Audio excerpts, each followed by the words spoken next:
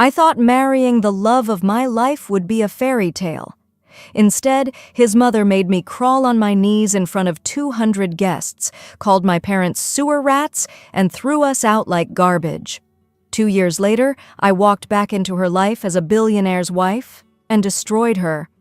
This is a story about love, betrayal, and the sweetest revenge you'll ever hear. If you love dramatic comebacks and seeing bullies get what they deserve, you need to stay till the end. Hit that subscribe button right now because you won't believe how this unfolds. My name is Zoe, and I need to tell you about the day that destroyed me and the revenge that rebuilt me into someone completely different. But to understand how sweet my revenge was, you need to know how deep my pain went. It all started 5 years ago when I was working at a small coffee shop downtown. I was 23, fresh out of college with a degree that wasn't getting me anywhere, making minimum wage and living in a tiny apartment with 2 roommates. I wasn't special, I wasn't rich. I was just a regular girl trying to make ends meet. That's when Elijah walked into my life. He was different from the usual customers. Well-dressed but not arrogant about it. Polite in a genuine way that you don't see much anymore. He started coming in every morning, always ordering the same thing, black coffee and a blueberry muffin. We'd chat while I made his order, and those 5-minute conversations became the highlight of my day. He made me laugh. He asked about my dreams, my family, my life. He actually listened when I talked. After 3 months of this daily routine, he finally asked me out, and I said yes without hesitation. Our first date turned into a second, then a third, and before I knew it, we'd been together for 6 months. That's when he told me the truth about his background. His family was wealthy, not just comfortable, truly wealthy. His mother, Penelope, owned multiple businesses and properties across the city. Elijah had been keeping this from me because he wanted to make sure I liked him for who he was, not what he had. I understood that, and honestly, it didn't matter to me. I'd already fallen in love with him, not his bank account. For 2 years, we built something beautiful together. Elijah was kind, thoughtful, and genuinely good. He treated me like I was precious, like I mattered. My parents adored him. My dad, who drove a taxi for 30 years, would joke that Elijah was too good for me. My mom, who worked as a seamstress from our small home, would smile and say I deserved happiness. Those were the best 2 years of my life. I actually believed in happy endings. Then Elijah proposed, and everything changed. He took me to our favorite spot by the lake, got down on one knee, and asked me to be his wife. I said yes, through tears of joy, feeling like the luckiest woman alive. But when Elijah told his mother about our engagement, the fairy tale shattered. Penelope exploded. She refused to meet me, refused to acknowledge the engagement, and demanded Elijah end things immediately. Her words, which Elijah reluctantly shared with me, cut deep. "You will not marry beneath our class. That coffee shop girl and her garbage family will ruin everything we've built. I will not allow it." Elijah fought for us. God, he really did fight in the beginning. For 6 months, he stood up to his mother, begging her to give me a chance, to see what he saw in me. Penelope made his life hell in return. She cut off his credit cards, threatened to remove him from the family business, reminded him constantly that everything, the house, the cars, the money, was all in her name. She could take it all away with a single signature, but Elijah kept fighting, kept refusing to give me up, and I loved him even more for it. Then one day, Penelope called him to her mansion. Elijah came back different. He was smiling, but there was something in his eyes I couldn't quite read. "She agreed," he said, pulling me into his arms. "Mom said we can get married. She's going to plan everything, give us the wedding of our dreams." I should have questioned it. I should have wondered why a woman who hated me for 6 months suddenly changed her mind. But I was young and in love and stupid, so I just felt relieved. The wedding planning started immediately, and Penelope took control of everything. She chose the venue, the most expensive luxury hotel in the city. She created the guest list, 300 people, all from her social circle, wealthy elite types I'd never met. She picked the decorations, the flowers, the menu. Every time I suggested something, she'd smile coldly and say, "Dear, let me handle this. You wouldn't understand how things are done in our world." I felt uncomfortable, but Elijah kept assuring me his mother was finally coming around, finally accepting me. I wanted so badly to believe him. My parents were nervous about the whole thing. The wedding was so far beyond anything we could afford, so completely out of our league. My dad's hands shook when he tried on the suit we rented for him.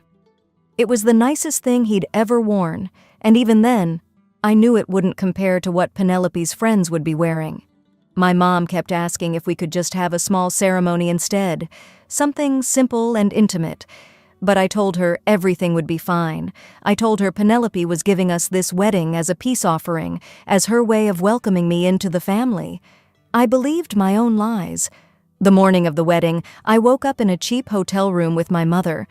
We couldn't afford to stay at the luxury venue where the ceremony was happening, so we'd booked a place 10 minutes away. Mom's hands trembled as she helped me into my white wedding dress.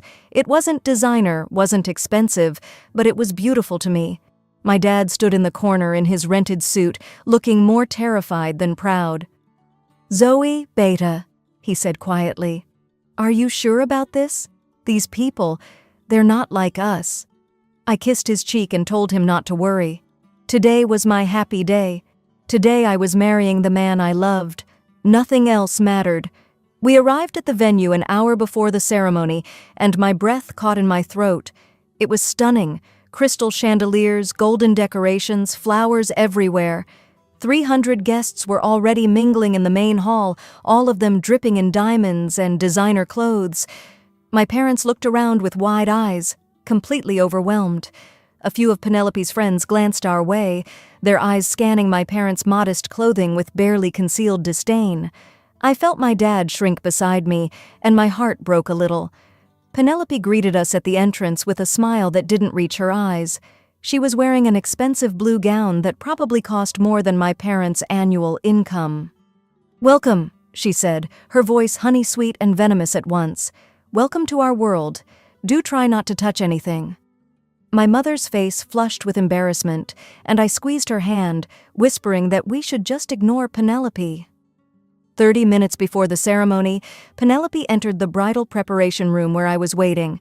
Her assistant followed, and I heard the door lock behind them.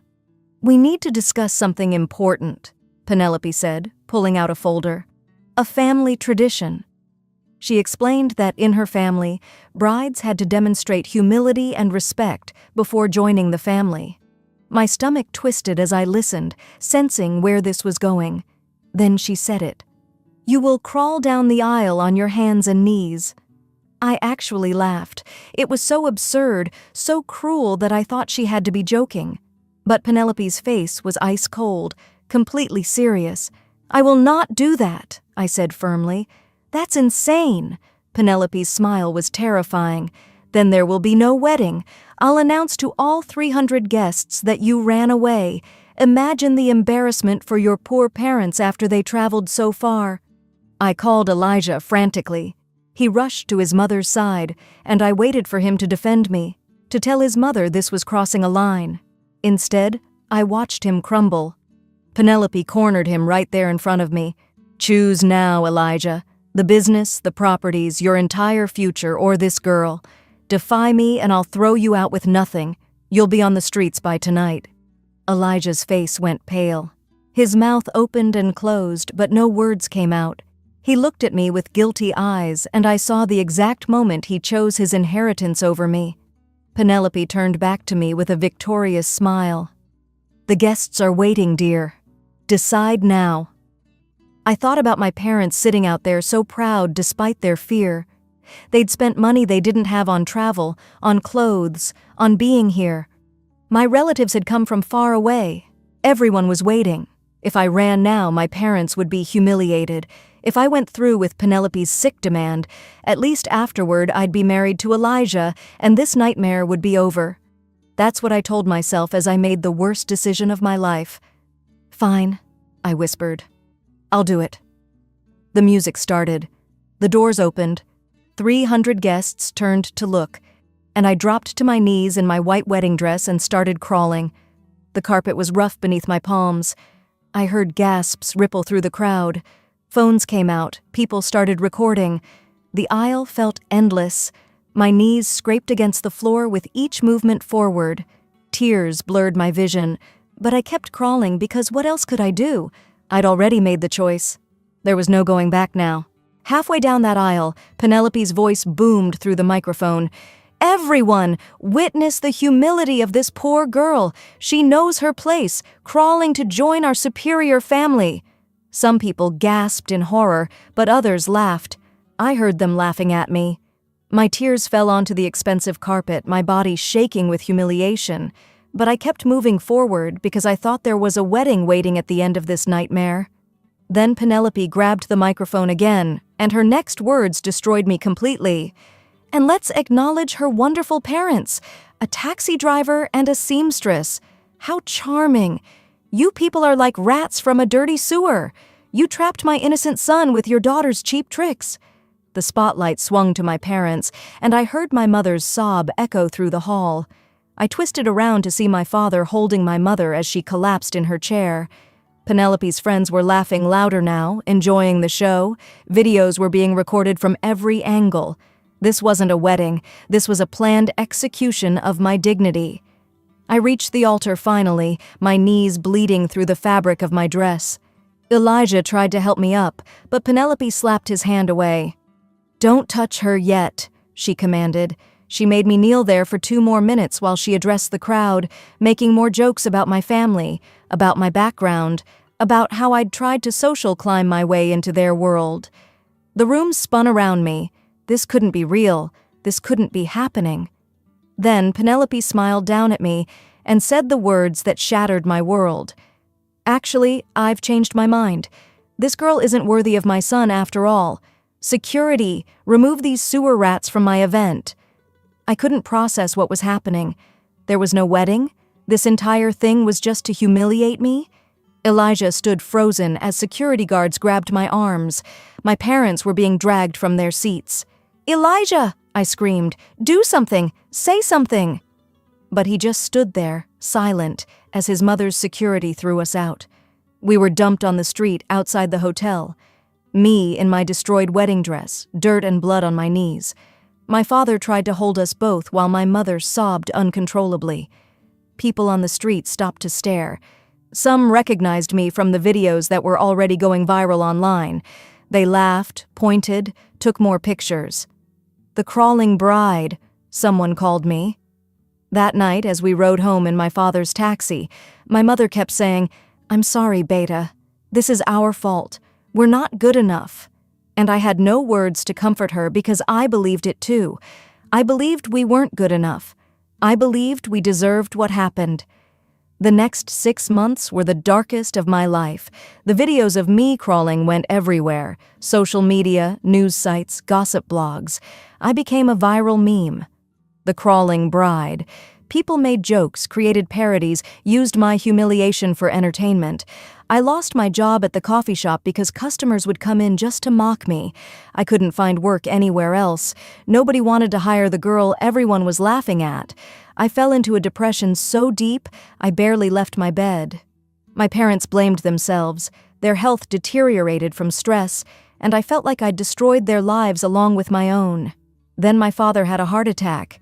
We rushed him to the hospital, and the doctors saved his life, but the bills were crushing. We had nothing. We couldn't pay. I stood outside that hospital in the rain, completely broken, and something inside me snapped. I was done being a victim. I was done letting Penelope win. She'd taken everything from me, my dignity, my reputation, my future, but she hadn't taken my will to survive. That night, I made a promise to myself. I would rise.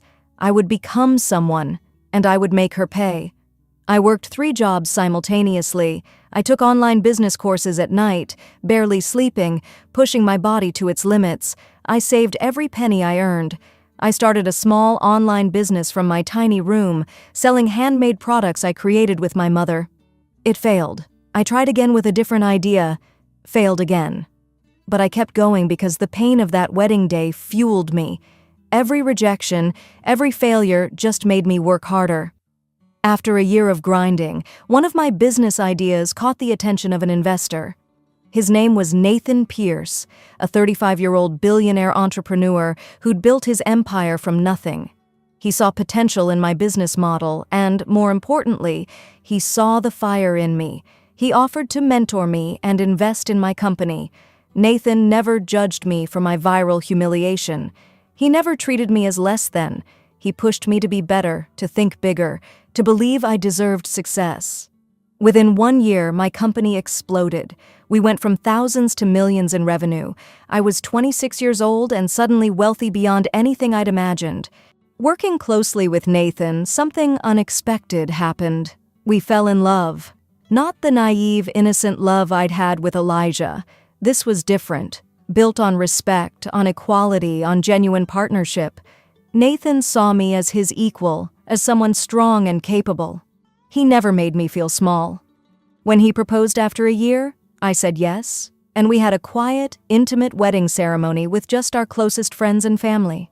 No spectacle, no humiliation, just genuine love and respect. I became Mrs. Nathan Pierce, wife of one of the richest men in the country. But I hadn't forgotten. I would never forget. I hired private investigators to dig into Penelope's life. What they found was beautiful. Her business empire was crumbling. She'd been committing fraud for years, embezzling from her own charity, hiding debts from investors. She was drowning, though the public didn't know it yet. And her annual charity gala was coming up, the biggest social event of the year, where she played queen in front of 400 elite guests. That's when I knew. That's when I'd strike. Nathan and I received a VIP invitation to the gala. Penelope had no idea who Mrs. Nathan Pierce was. I spent weeks planning every detail of my revenge. I bought all the evidence of her fraud from my investigators. I contacted major news outlets and promised them the story of the decade. I arranged for the event to be live-streamed. Everything was ready.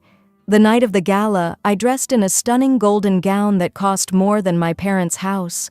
Diamonds dripped from my neck and ears, real ones, gifts from Nathan. As we arrived at the venue, I felt power coursing through me. This wasn't the scared girl who'd crawled 2 years ago. This was someone new, someone unbreakable. The announcement came, Mr. and Mrs. Nathan Pierce. We entered, and I watched Penelope's wine glass slip from her hand and shatter on the marble floor. Her face went white as a sheet. Elijah stood beside her, older-looking and miserable, and his jaw dropped when he saw me. The entire room began whispering. They recognized me from the videos, and now here I was, a billionaire's wife, dripping in wealth and confidence. I walked straight toward Penelope with a calm smile. "Hello, Penelope. Long time no see." She was stammering, unable to form words. What are you doing here?" Her voice shook. "I'm a VIP guest," I replied smoothly. "Surprised?" Elijah stared at me with shame written all over his face, but I didn't even acknowledge him. He was nothing to me now. Nathan's hand rested protectively on my back as Penelope tried to compose herself in front of her guests. I approached the event organizer and sweetly asked to make a special announcement. Penelope panicked. "Security! Remove her!" she shrieked. But Nathan's voice cut through the room, cold and powerful. "Touch my wife and you'll face a lawsuit that will destroy you." 3 of his lawyers appeared from the crowd, making it clear he wasn't bluffing. Penelope was trapped, and she knew it. I took the stage with the microphone, my heart pounding but my voice steady. "Good evening, everyone. Some of you may recognize me." Behind me, the projector screen lit up with the video, me crawling down the aisle in my wedding dress 2 years ago. Gasps filled the ballroom. Penelope screamed, "Turn it off! Turn it off!" But nobody moved. They were all watching in horror as the video played, showing every moment of my humiliation, every cruel word Penelope had spoken.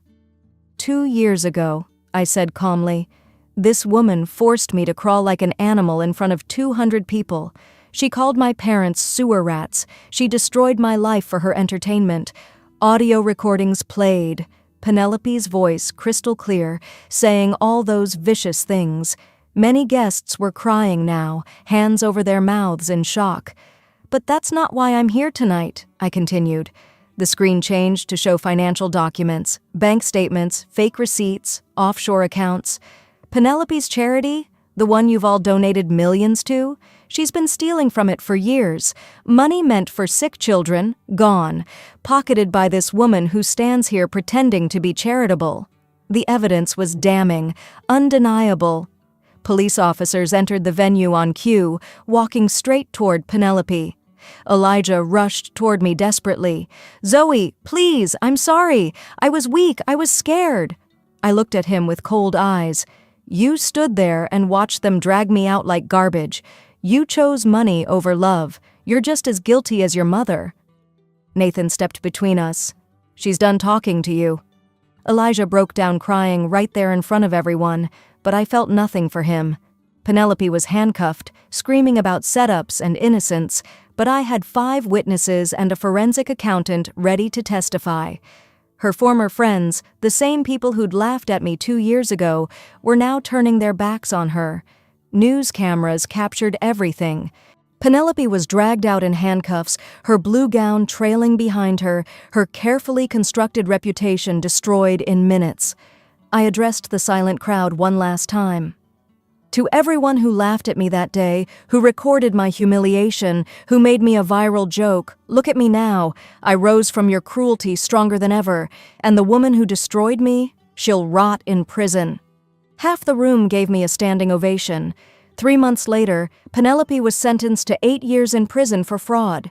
She lost everything: the mansion, the businesses, her reputation. Elijah lost his entire inheritance due to his mother's crimes. Last I heard, he works a regular office job now, alone and carrying his guilt like a weight he'll never put down. He never married.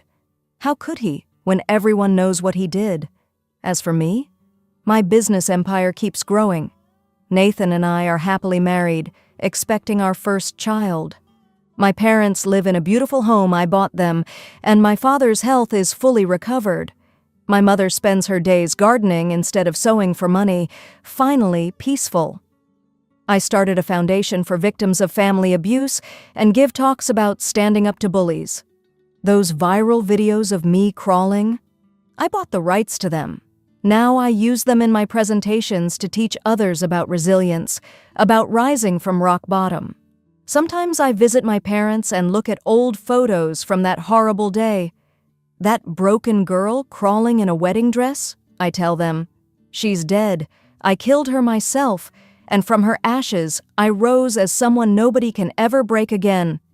They made me crawl, thinking I would never stand again. They called me worthless, thinking I'd believe them. They destroyed me, thinking I'd stay destroyed.